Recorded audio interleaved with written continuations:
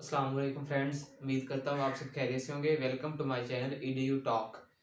आज का जो हमारा लेक्चर है वो प्रोग्रामिंग के हवाले से है और आज के लेक्चर में हम देखेंगे कि जो एक प्रोग्राम दिया गया होता है उसके अंदर जो स्टेटमेंट और सैम्पल दी गई होती हैं उनका बेसिकली क्या मतलब होता है, उनका मीन क्या होता है और वो किस चीज़ के लिए इस्तेमाल की जाती हैं और कैसे कैसे इस्तेमाल होती हैं।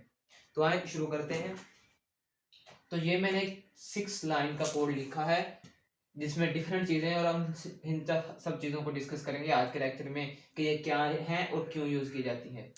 सबसे पहले है जी hash include iostream because in line 1 हम लाइन बाय लाइन देखेंगे। लाइन 1 सबसे पहले हम लाइन 1 को अंडरस्टैंड करते हैं कि वो क्या कह रही है प्रोग्राम में।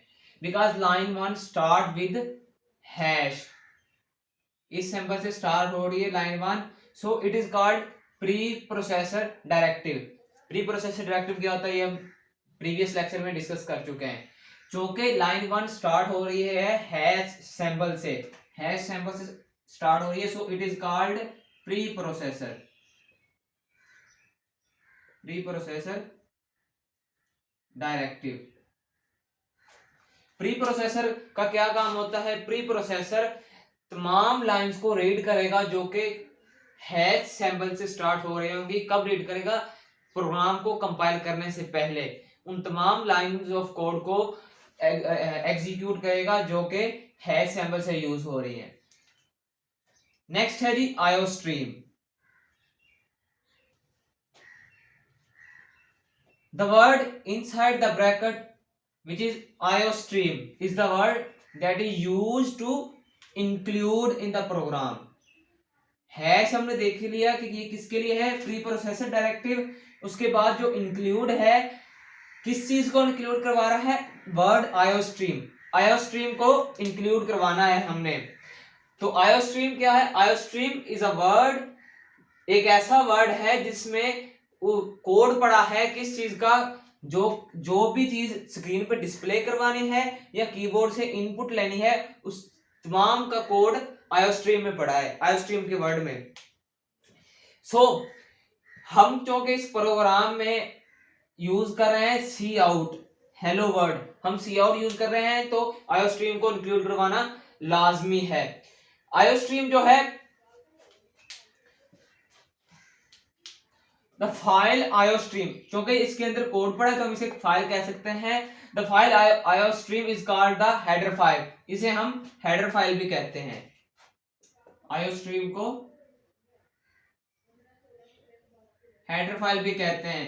सो इसीलिए जो हैशटैग हैश इंक्लूड आयोस्ट्रीम होता है इसको मस्ट बी ये टॉप पे होना चाहिए, हेड पे होना चाहिए। Now coming to the second line, line 2, that is using namespace। program usually contains several items with a unique name। एक प्रोग्राम होता है उसके अंदर सेवरल आइटम होते हैं, डिफरेंट टाइप्स ऑफ आइटम होते हैं जिनकी यूनिक नेम होते हैं। In a program we create object, class etcetera. हम प्रोग्राम में कोई भी क्लास, ऑब्जेक्ट इंक्लूड करवाते हैं, लिखते हैं, राइट करते हैं, जिनके कोई ना कोई यूनिक नेम हमें रखने पड़ते हैं। C++ use name space STD to organize these entities. Entities क्या है? जो भी हमने क्लास, ऑब्जेक्ट या कोई चीज भी बनाई है, जो कि हम नेक्स्ट इंशाल्लाह डिस्कस करेंगे, उन चीजों को हम प्रोग्राम की एंटिटीज कहते हैं। जो और यूजिंग नेम स्पेस एसटीडी क्या करता है? प्रोग्राम की एंटिटीज को ऑर्गेनाइज करता है, उन्हें देखता है। मूव ऑन थर्ड लाइन, ऐसे हम लिख सकते हैं कि organise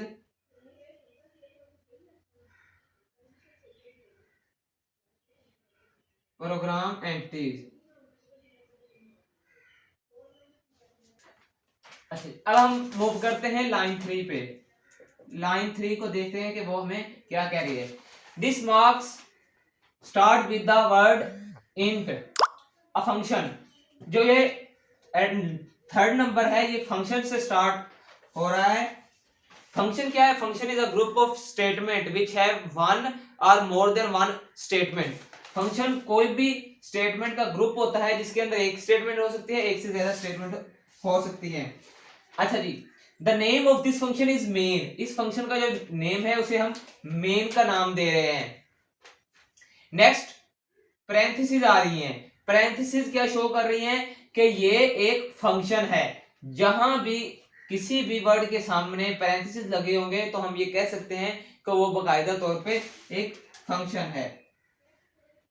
the word int stand for integer, int को हम प्रीवियस लेक्चर में भी ये कह चुके हैं कि इंट स्टैंड कर रहा है इंटीजर को। तो हमें क्या पता चलेगा कि जो ये फंक्शन है ये कोई ना कोई इंटीजर टाइप वैल्यू सेंड करेगा ऑपरेटिंग सिस्टम को। सी प्लस प्लस के प्रोग्राम में एक से ज्यादा फंक्शन हो सकते हैं, मगर जितने भी फंक्शन होंगे वो इस इंट मेन के अंदर कॉल होंगे। तो अगर आप कोई भी फंक्शन किसी भी दूसरे यूजर का या किसी भी दूसरे प्रोग्रामर का कोई प्रोग्राम रीड कर रहे हैं और आप देखना चाहते हैं कि ये प्रोग्राम कहां से शुरू हो रहा है, तो आपने करना क्या है, you just find the main function where the word is main. तमाम फंक्शन मेन में लाजमी कॉल होते हैं। 3 के बाद हम मूव करते हैं लाइन 4 पे। Line 4 is a left braces, आप देख सकते हैं कि ये लेफ्ट ब्रेसिस है, लेफ्ट ब्रेसिस है। हम इसे लेफ्ट ब्रेसिस तो आम लैंग्वेज में भी कहते हैं, मैथमेटिक्स में भी कहते हैं, लेकिन हम प्रोग्रामिंग में इसे कहते हैं ओपनिंग ब्रेसिस, ओपनिंग ब्रेस। सो हम प्रोग्रामिंग में इसे ओपनिंग ब्रेस कहते हैं। It is associated with the function main, ये मेन फंक्शन को एसोसिएट करती है। कैसे करती है कि जितनी भी स्टेटमेंट होंगे, जितने भी कोड ऑफ लाइन होंगी जो कि मेन फंक्शंस को क्रिएट कर रही है या मेन फंक्शन को बना रही है, वो इन पैरेंथेसिस के या ब्रेसिस के अंदर लिखी जाएंगी, इन ब्रेसिस के क्लोज होंगी, इन ब्रेसिस के अंदर लिखी जाएंगी जो भी स्टेटमेंट, ये जो भी code of line main function को क्रिएट करेंगी।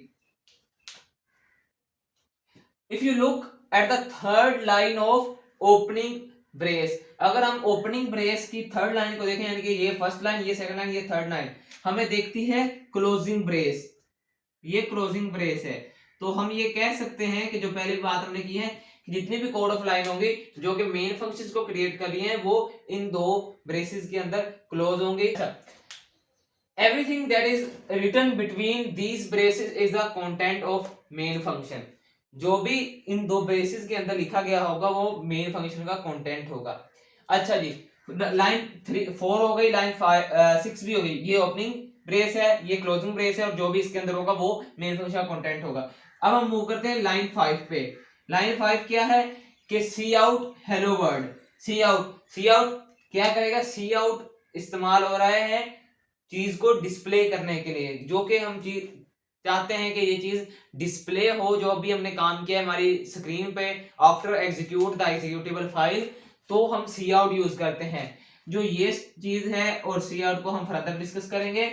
हेलो वर्ड, हम चाहते हैं कि हेलो वर्ड हमारा प्रिंट हो, तो हेलो वर्ड के लिए हमने प्रिंट करने के लिए तो हमने सी आउट लिख दिया, बट अगर आप नोट करें तो हमने ये कोटेशन, डबल कोटेशन लगाई है। ये क्यों लगाई है, प्रोग्रामिंग में, specially C plus plus programming में जो भी चीज हम एज इट इज प्रिंट करवाना चाहते हैं, हम चाहते हैं कि ये जैसा हमने लिखा है वैसा ही प्रिंट हो, तो हम उसको डबल कोटेशन में लिखते हैं, डबल कोट्स में लिखते हैं, ताकि रूल्स को फॉलो किया जा सके और वो चीज जो हम चाहते हैं कि एज इट इज प्रिंट हो वो वैसे ही प्रिंट हो सके।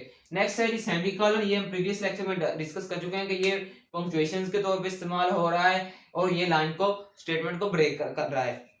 तो ये था आज का हमारा लेक्चर, होपफुली आपको समझ आ गई होगी। अगर आपको किसी भी चीज की समझ नहीं आई या किसी भी लाइन में, कोड लाइन में कोई प्रॉब्लम है तो आप कमेंट सेक्शन में पूछ सकते हैं, एडीओ टॉक उसका जल्द जवाब देगा।